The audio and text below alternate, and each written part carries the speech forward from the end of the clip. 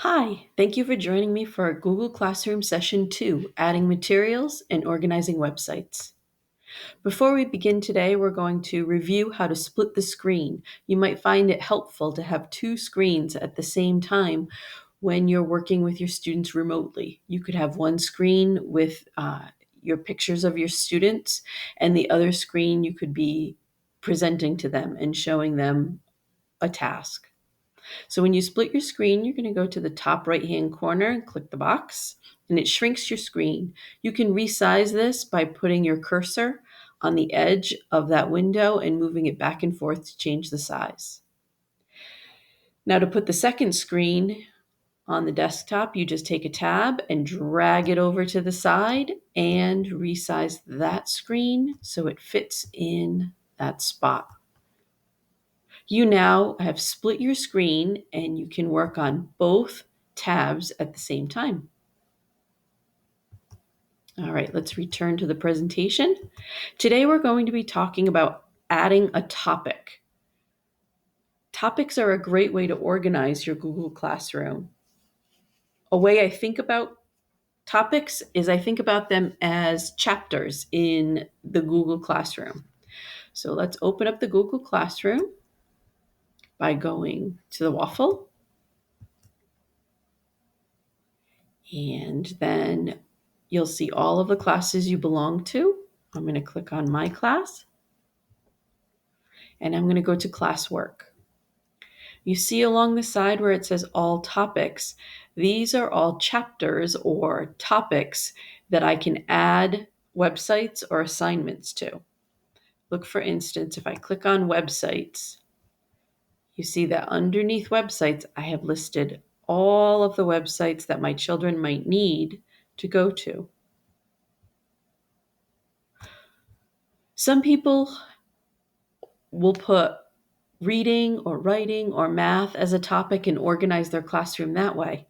Other people will organize it by day. So for instance, if you click on the Tuesday tab, you'll see that this is all the information that my students will need to complete Tuesday's assignments. So this is just another way to organize your classroom for your students. So first we're going to work on creating a topic. We're going to click the Create tab.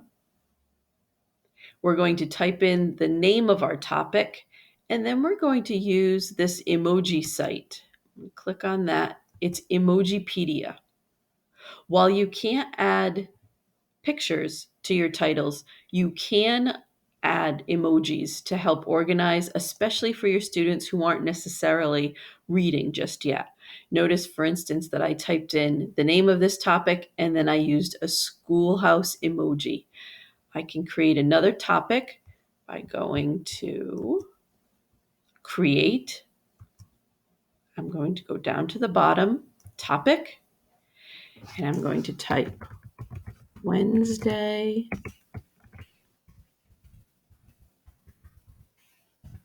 August 5th. And now I want to go up to the tab that has my emojis, and let's see, I can pick an emoji. Let's do smileys and people. Actually, animals. Let's say we're learning about animals today.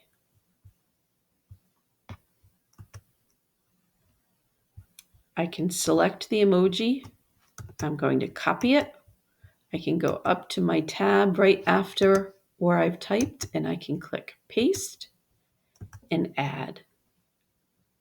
And you'll see now that the title of my topic shows up, and as well as an emoji. So I could tell my children, today we're going to do the assignments for Wednesday, August 5th. Look for the dog emoji.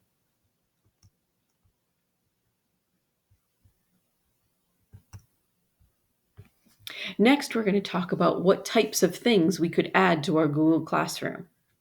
So some of the websites that I came up with that would be helpful for my students on a daily basis are ClassDojo, RazKids, Zern, Clever, Foss, that's science, Freckle, Edulastic, Epic, and Scholastic News. These are must-have websites for my students that I may want to put in my website tab. Now, here's a list of other websites that I might want to make available for fast finishers or for students who want an extra challenge.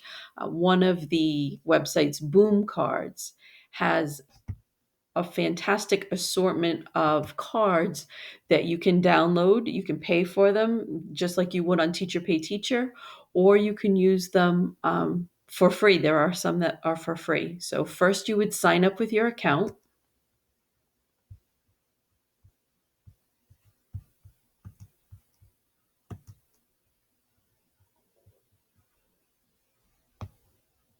Oh, I'm already signed in. And then you can go to your library and we'll just choose one of these. And this is basically a website that shows you a really pretty flashcard. You answer the question, help me fill in the basket with the right number of strawberries. And you would drag over strawberries and you would click submit. And it's self correcting, it answers for you. If you were to drag over the incorrect number, it tells you to try again. So Boom Cards is an excellent resource for distance learning. It's actually a great resource for in the classroom as well. You can go to wow.boomlearning.com to learn more, but I would highly suggest it for your site. So these are things that we are going to add to our Google Classroom. So let's say I want to add a new website and I want to add Boom Cards. I would click to all topics and create a material. So a material is a website or a poster or something that the students will need to work with, but they won't need a grade on. So I'm going to click material to write Boom Cards. And then I need to add a link to that website. So I'm going to come here. I'm going to grab the link, copy it, and I'm going to paste the link here. Add link. Now, before this is ready, I want to come over to this side and I want to look. I can assign this to all students, or I could just click on the down arrow and assign it to some of my students. I want everyone to have access to Boom Cards, and I want to put it in my website topic. So I'm going to click websites and then I click post.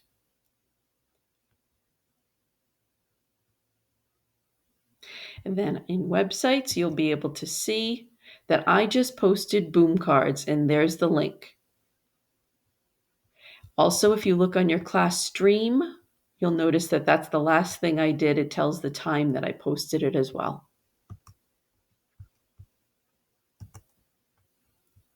So what can you add? Well, you can add assignments. Assignments are going to be things that you can grade, like a Google Doc or a Google Slide or Google Draw or PDF, things that you can assign grades to. You would want to make a copy for each student, you would assign as an assignment. A quiz assignment would be a Google survey, and that would grade for you. A question is going to be one question that you ask your students. Maybe this is your exit ticket. It will come up as a Google survey, and students can answer that one question and turn it in, and they're done. Material we just went over, that's information you want the students to have that won't be graded, more like references. And then you can reuse old posts with similar directions. Those are all items that you can add in Google Classroom. Next, we're just reviewing how to add materials, the steps that we just followed. You're going to organize your students by identifying the topic. You're going to choose who you assign to, and you're going to post. Those are three important steps in addition to labeling your material and putting in your link. So let's practice. Here are two writing prompt examples. We're going to click on the writing prompt example.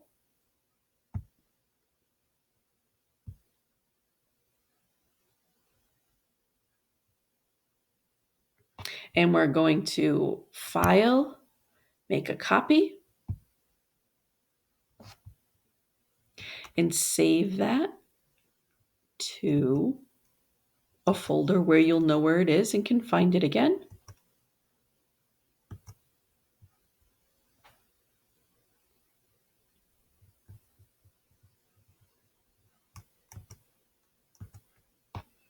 And then click OK.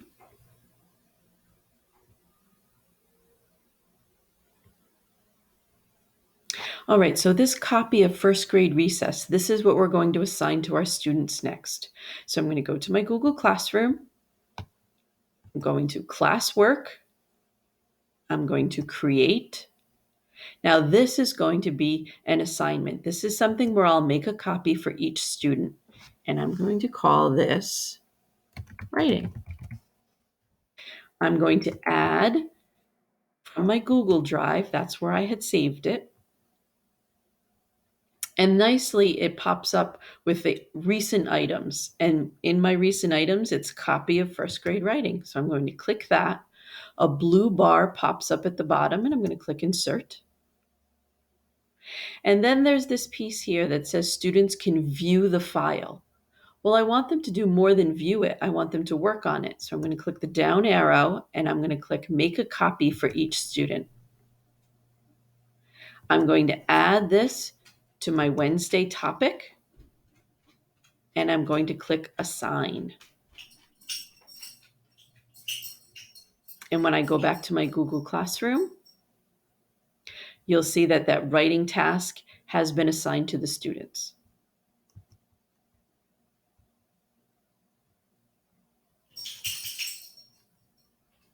Some people were excited to know that this pen that I use that highlights my screen is downloadable. So you can use this screen to download Pen Attention 10 to your desktop, and then you can change the color and use this pointer as well.